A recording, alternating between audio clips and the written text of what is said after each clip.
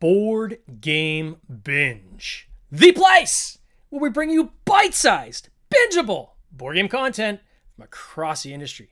I'm your host, James Staley, and in this episode, we're welcoming back Jeff Chin from R2i Games, publisher of popular titles such as Canvas and Fromage. Their newest campaign for pop art is currently on Kickstarter. Jeff, welcome back to the binge, my friend. How you doing?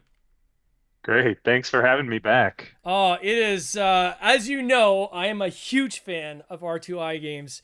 Man, I've got several on my shelves. Canvas I've got Fromage. We were talking just before I went on air, which is again in my top 10 is After Nova. Again, I can't talk enough about that game. I absolutely love it. Always in my game bag, never leaves. And it is a pleasure to have you guys back on to talk about this news title. And again, to familiarize your audience who maybe don't know R2i and talk a little bit about your company and your history and go from there. So I know your partner in crime couldn't be here, but let's just give kudos to Andrew. So the two of you guys are kind of this dynamic duo for this company. Can you give us just a brief overview of your company and kind of how you guys are structured? Yeah. So our company has always just been me and Andrew. We were basically just two guys, friends from high school who liked designing games for our friends. And we were, designing games on the side for a little bit, decided to take the venture full time, and the company's still just the two of us. We like to keep things small, but we mostly publish our own games. Um, yeah, you mentioned After Nova. We made Canvas, and then Fromage was our recent title that's gotten a little buzz. So Fromage was our first time publishing another designer's game. Mm. That was Ben Rossett and Matthew O'Malley, and then we're back with another original title of ours, Pop Art, that Andrew and I have designed. So now, are you guys still doing the day jobs, or are you full in this We now are full time? full-time board game publishers, which Okay. is very exciting. Yeah. Oh, that's awesome. Yeah, Fromage was I don't want to call it a sleeper hit because I mean you put a lot of work and effort into the marketing behind that. But man, it really blew up. Like were you surprised at how well Fromage did? Oh, for sure. I mean, especially since, that was our first more medium weight games. Yeah. We've always all our previous titles are more I would call welcoming games. Yep. And so we, kind of stepped outside of our usual comfort zone, designed something a little bigger, encountered some challenges there just with, volume of work that it takes that much more play Oh testing yeah. to get that polished. But we're really excited that it's had the reception it's had, it being our first, more meaty Euro game. Um, but yeah, and then with pop art, we're kind of returning to our roots a little bit and doing another sort of welcoming game style. But Yeah. yeah, we've enjoyed both styles of game design, and I feel like we've learned a lot from designing the more midweight game, and we've learned a lot from Canvas, especially which also is a transparent card game like our new pop art game. Yep. So I think people will hopefully find a lot of influences from both like the puzzly nature of Canvas in the new Hmm. game, but also the like simultaneous strategy aspects that come from Fromage. You can see some of that DNA in the new title as well. So yeah, a lot of influences pulling into this one. And I noticed like you had obviously you kind of have these 10 poles, but then in between you also did expansions, right? So I know I went in on the expansion with a colleague of mine for Fromage, right? And Canvas, you had a few iterations of that, plus the big box thing. So how have you guys kind of mapped this out as a company in terms of new titles versus servicing kind of the prior titles? Like, have you guy kind of mapped that out, or how have you kind of Yeah, good decided to approach that? question. Yeah, it's honestly, we we try and Andrew and I keep saying this, we're like, just work on what brings you joy.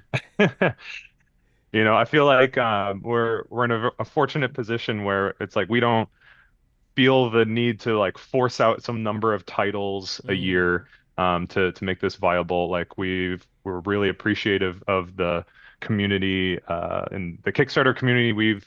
Um, we put out all these projects, we've built a mailing list, and it's really nice that we have, a lot of backers coming back and supporting more projects. Like those people are the best. They keep this company going. They let us keep doing what we love to do. And because of that, um, we we want to keep this company something that's just like something that we love doing.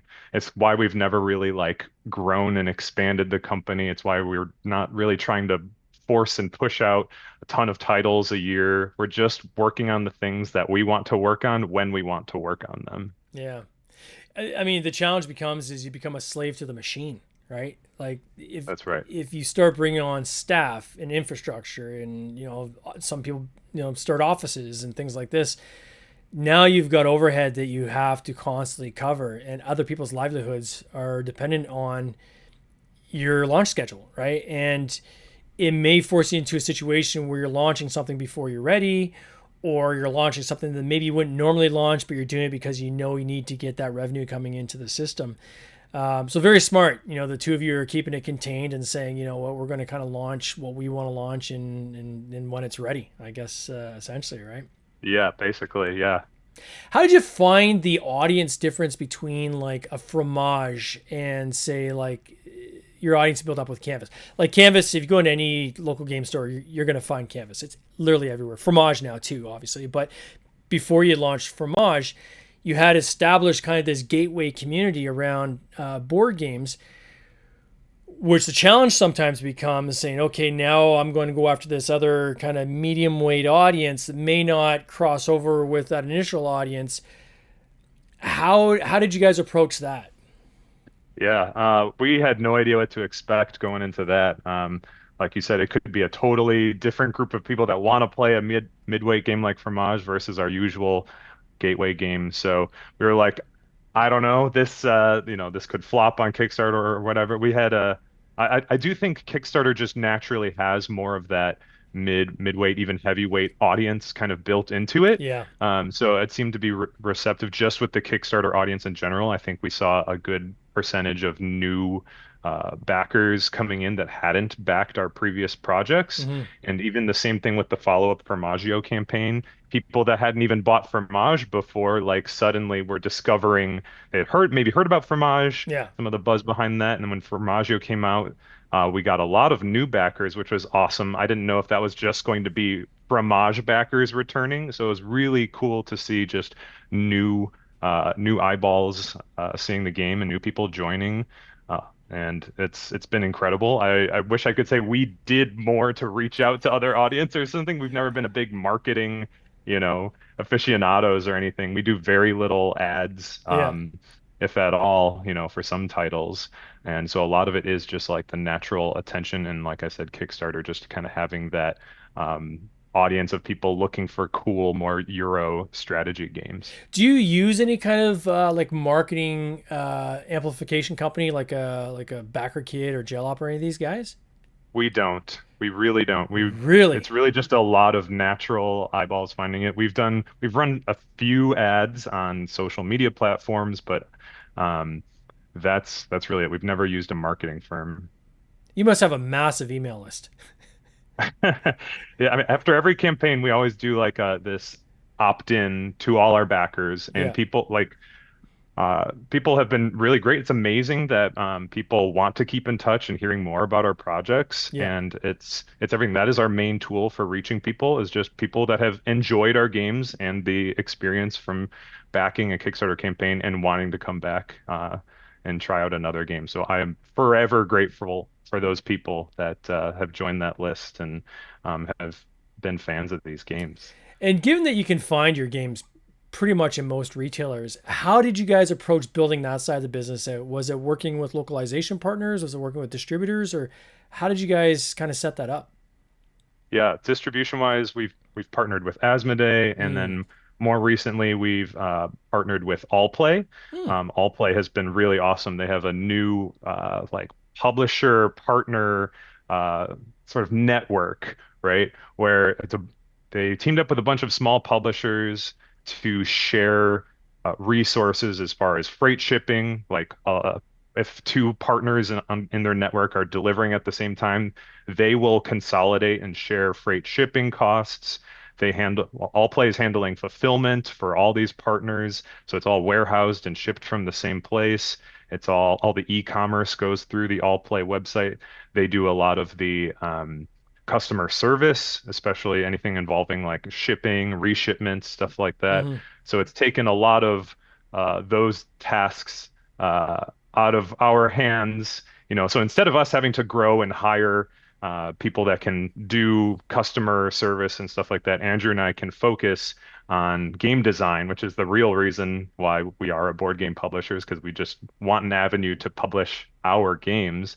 And now we have awesome partners at Allplay who are handling some of those business and distribution and stuff like that. And Allplay is distributing games directly to retail stores now too. Oh wow, So it's been an amazing partnership. that's amazing. And in terms of setting the the approach to all play, how did you kind of link in with them? Was it just a phone call? Did they reach out to you? Like, how did you guys form this Yeah. partnership? So the connection was Joe Wiggins used to work at Panda Games Manufacturing. Mm, He was a project manager, and so we were working with him when we had our games printed through Panda. And then when he left to go work with Allplay, he reached out to us. He's like, I really liked, working with you guys when I was at Panda, and you guys make some cool creative stuff. We want you guys to join our sort of coalition of small publishers. the network is so important in this industry, isn't it?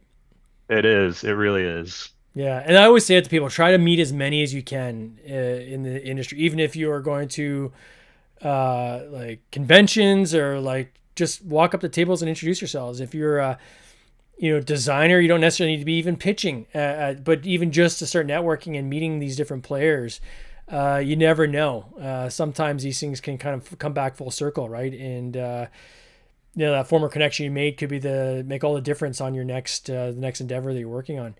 Did you find when you were doing Fromage that like almost like missing the creation element? Like it was like because that was kind of the first one where you did someone else's game, right? Was it like Yeah, obviously it good. was very successful and so forth, but at the same time being a designer yourself in the back of your head where you're like, ah, damn, I really, Interesting story there. Andrew and I were actually pretty involved with the design of that game from the mm, start. So what happened there was Ben, who's a really good friend of ours, and we have a weekly, design group with him. But he was like, "Oh, you guys are putting out really cool stuff. Like, can I make a game for you guys? Do you guys have any like shelved projects or ideas that you aren't currently working on that I could start with?" And we're like, "Oh, this is awesome. We have this really cool game that we shelved. It was called Cask, and it was about aging whiskeys." mm, And um, we had play tested that with Ben a few times, and he's like, "Oh yeah, that was really awesome. Let me take that and run with it." And so a few weeks later, he comes back. He's like, "I made this game about aging things, but I didn't want to make about whiskey, so it's about aging cheese instead." It ended up being a totally different game, had nothing to do with our yeah, previous whiskey game, other than it had this aging element to it. But so like from version one of that game, Andrew and I were playtesting it with Ben. yeah. So it was still very much like a involved process that uh, we teamed up in a lot of ways from the get-go. It wasn't just like that game plopped into our lap and we put it in the box and sold it. The whole mechanism of the cheese, the direction that cheese is pointing, indicating like how much longer until it's fully aged. Which I thought was kind of really the clever element of that game. Right, that's the thing where I was like, "Ooh, that's very different." There's other people have rondelles and so forth, but like to have kind of your cheese wedge and based on how you place it on the board until it's basically pointing back towards you, you can't take that ripened cheese off, that player piece off. Very, very clever. Where did that come from? Was that kind of the secret sauce that he had brought to the table, or?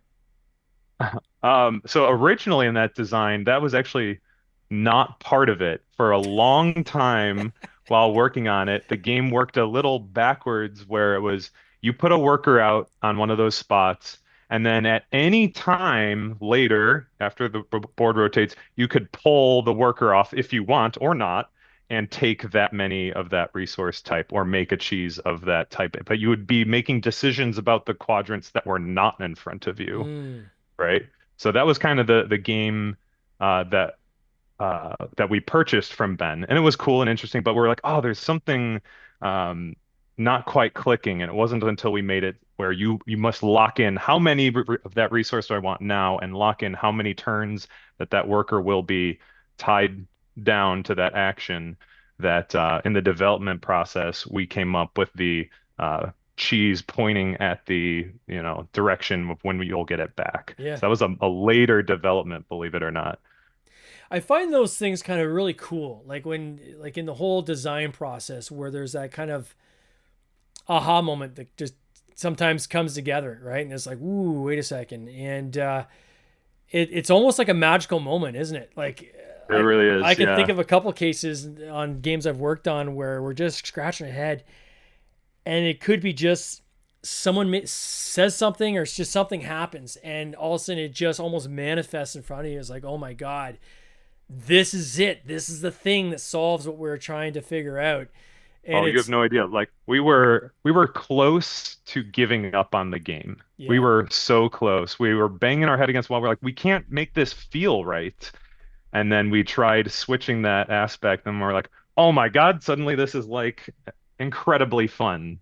That was like the change that made it work. yeah, it's like a high, right? When you have that Yeah. kind of that moment. Creative flow is also another awesome thing to experience when you just get into the zone and everything just kind of like just pours out.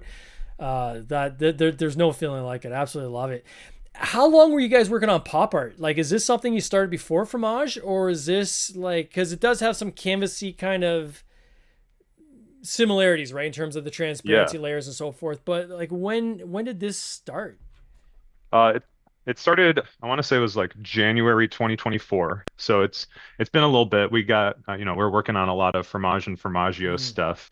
But this design did the initial versions came together quite quickly, and then it's been a long time, developing, polishing, of course.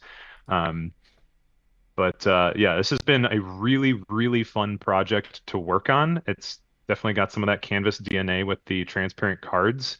But we love how the cards in this one actually come together, and the colors, depending on what colors you put together, those colors blend together. So if you take like a yellow card and a blue card, layer them, it becomes a green card, which has been a it was a really cool card crafting system where not only were you changing the identity of this card is green, but you're crafting the scoring conditions too. hmm So it's almost a little bit of like a Mad Lib, if you remember those at the bottom with the scoring conditions. So it'll say something like score 2 points per blank on one of the cards. But depending on which card I put on top of it, I'm filling in that blank with something else. So Oh, that interesting. blank might be something like purple. So I've layered these two cards together. It itself is green, but it wants me to score purple cards. And so you're balancing that, like what color do I need this to be? What color, what condition do I need to score my other cards? And it creates a really interesting puzzle that way. What came first, the theme or kind of the design of the game, like the mechanisms of the game? Definitely the mechanisms. Yeah, there's always, I talk to designers about this all the time, but a lot of designers will design theme first, and a lot of designers will design mechanism first. I lean towards mechanism, but also I lean towards games come from interesting components Hmm. that I'll see in other games. Like it was when I played the um, Mystic Veil that I started being really fascinated by transparent cards and just thinking about all the things you can do with transparent cards. So when I started thinking about how colors can blend using the transparencies was really the inspiration for this game. And then the pop art theme was born later after we started playing the cards into a grid format. And I'm like, you know what? This grid of colors kind of reminds me of those Andy Warhol prints. Totally. Yeah, no, that was very. When you're prototyping something like this too, it's got to be tougher, right? Because when you're prototyping with pieces of paper, you can print those on your printer. How do you guys do the design process with like the transparency? Yeah, it's definitely a lot tougher. We the first versions of this were on Tabletop Simulator, Oh, okay. and Tabletop Simulator actually can't really handle the color blending of the transparencies. So I had to like really MacGyver it in a way where, and it looked crazy, but instead of the colors blending, I put little dots. So it was like this pointillism kind of system. If you know what pointillism is in art, it's like when you put a bunch of really small dots next to each other, if you kind of like step back a little, it looks like the colors have blended when in actuality they haven't. And Interesting. so everything was just sort of this like little tiny polka dots of colors. And so really you're just looking at red dots next to blue dots, but when you zoom out, oh, it kind of looks purple. Interesting. Wow. Yeah. And then do you work with like because I know Game Crafter now does this as well, right? So that's something they added to their repertoire is the Yes. whole transparency. Did you guys use Game Crafter for any of your initial prototyping? We did not use the Game Crafter this time around. I remember when working on Canvas, we were like, only the Game Crafter would make transparent cards, and it was like the year after Canvas came out that they started offering that, and we're like, where was this? We needed this Yeah. so bad. But no, like we learned a lot from the Canvas process, so we kind of figured out how to, print on the clear acetone sheets, that you used to use on the overhead Yep. projectors back in the day. Um, So you actually printed on so, those like out of a oh printer? yeah. Yep, yep. Really? So we had a version like that. That prototype didn't last very long until we were just like, okay, we need to have a copy made. So we hit up our manufacturer and they were willing to like make some prototype copies for us. Oh, that's crazy.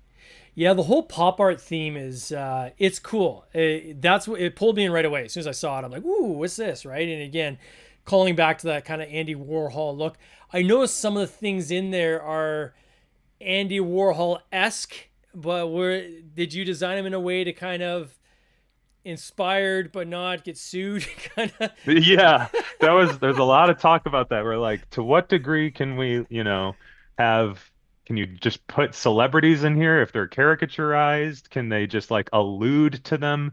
And so there was a lot of like searching online of like what is okay to use, what is acceptable, how much can it resemble? Yeah. And so we had to redo a lot of art to get it to land into that sweet spot, where it's not So this what? looks like a photograph of this person.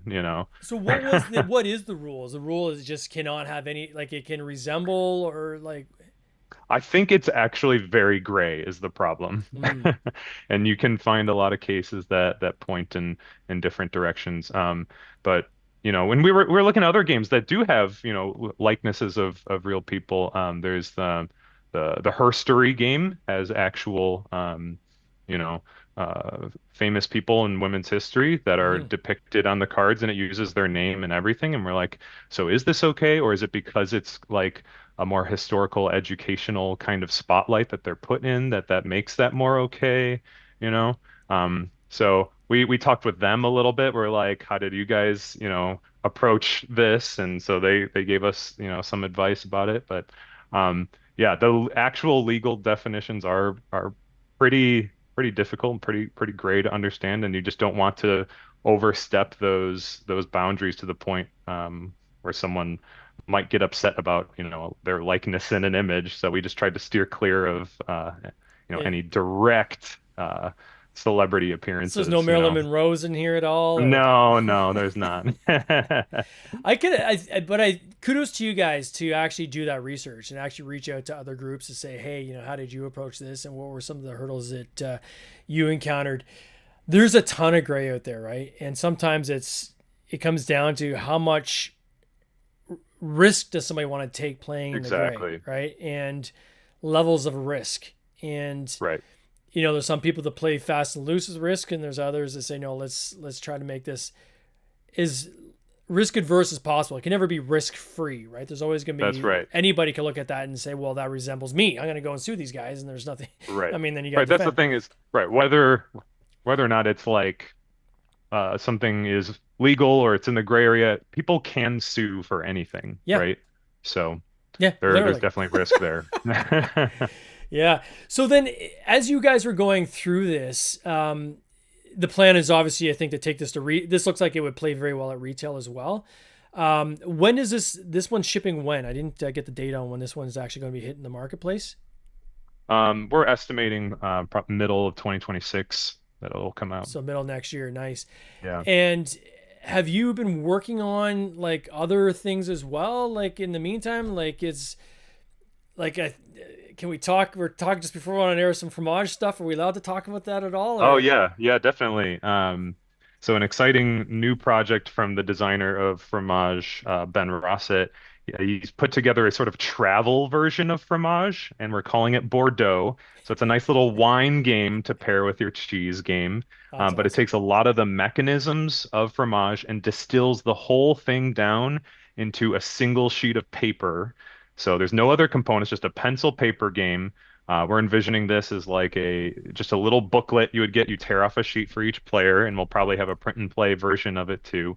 But it gives you a lot of those same experiences whilst being able to play it like in a car, in the backseat of a car, on an airplane. We played it with some people while waiting in the will call line at Gen Con, which was awesome because that line takes forever. And then like Yeah. you're playing a board game just standing there, suddenly you're at the front of the line. You're like, oh, perfect. I Um, and I've seen some people like with like print and plays or roll and writes and things like this where you can literally play them on an iPad sometimes too, right? Where you lock the screen and then now you got the that's markup right. feature on iPads. Is that something you guys plan to have part of this as well? Yeah. Oh, definitely. We'd love for people to just be able to download it, play it on an iPad, whatever. Um, the game can support any number of players. You could have some people with tear off sheets. You could have some people do it on their phone, on an iPad, whatever. Like, it's because it's sort of a verb and write game. It plays like a lot of those other ones where some information will be given and then everyone's going to mark off something on their sheet. In Mm. this case, one player, the leader of the round, will announce what either the region in which you can make wine, or they will announce what resource is available to everyone. And then everyone will make choices based on the resource that has been selected. And then in terms of like marketing that, the natural I would think would be to go after all the people that backed Fromage and Formaggio. Is that kind of the start of that targeted campaign? Is it going to be on Kickstarter? Like, how are you guys going to kind of go and gather your audience for this? Yeah, we're not totally sure about the rollout plan, but one idea we've tossed around is if and when there is ever a Fromage Part 3, which is not started, and it's not in the works yet, but we've had people ask us about it. And so, like, if we were to do that, you could do some sort of release in tandem with that as an add-on potentially. Mm. Um, we've also been talking with some developers on Board Game Arena to like make a mod of it there to drum up some interest, and maybe that could be a cool method of release, is to release it in tandem with something like that, or at least get some feedback or something through that format before putting out the main game. So we're not sure is I guess my answer. We're still a little ways out before releasing it. So right now, it is available for people to download and play. If you go onto the BGG page for Bordeaux, we have print and play sheets. You could try it out. There's a couple demo sheets there. I think it's either 2 or 4 pages that you can print out and play with. The final game will have like 100 unique sheets, Oh so every wow. game is a little different. Okay. Yeah. But we would love to get feedback from anyone who's willing to try it. And then are you guys working on like you and Andrew? Are you developing anything as well, or is there anything you're working on that's coming Yeah, after we're this? Or we're always working on projects. I would say of all the games, or I would say none of the games we're working on are like greenlit, this will be a thing yet. They're all got in it. the still like kind of early design phases. Yeah. But yeah, we every week we're trying out, new game ideas. So stay tuned for that. Yeah, I don't have a good answer for which one is most likely to become, the next R2i game. Where do you do your playtesting primarily? Is it online? Do you have a local group you go to, or? I would say primarily it's on Tabletop Simulator with our weekly, Mm. meetup group with Ben Rossett and Dan Germain, me and Andrew. So someone's always bringing something to the digital table, and we do a lot of playtesting, prototyping there. But I've also got gaming groups here in College Station that are Fortunately, always willing to play, whatever half broken game I put on the table. So I appreciate all those folks too. Oh, geez. Well, for those who want to check out Pop Art, it's already funded. So let me just say that. So it's not like a question of if this is going to hit the market. This, I mean, we got 20, I think it's like 36 hours left of this, or 34 hours left of this as the time of this recording.